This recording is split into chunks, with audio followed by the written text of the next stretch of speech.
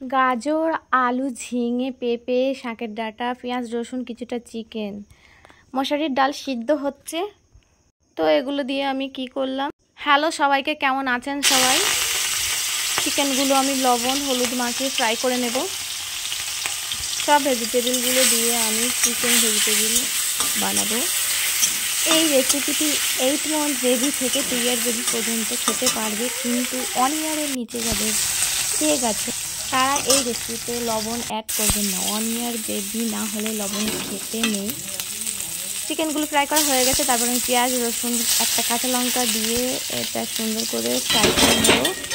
Viewers, আমার খুন্তি পড়ে গিয়েছিল কারণ এক হাতে ফোন দিয়ে ভিডিওস করছিলাম আর রান্না। তারপরে সব সবজিগুলো আমি দিয়ে ফ্রাই করব।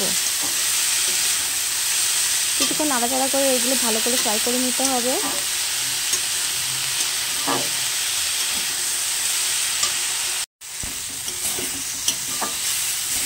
সবজির মধ্যে আমি লবণ হলুদ আর জিরের গুঁড়ো অ্যাড করেছি, আর কিছু না। বেবি ফুড এটা।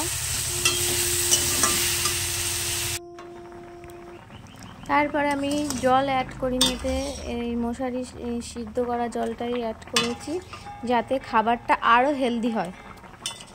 কতটা হেলদি হয়েছে খাবারটা, এটাই নবন্যা বুড়ির দুপুরের আজকের লাঞ্চ ছিল।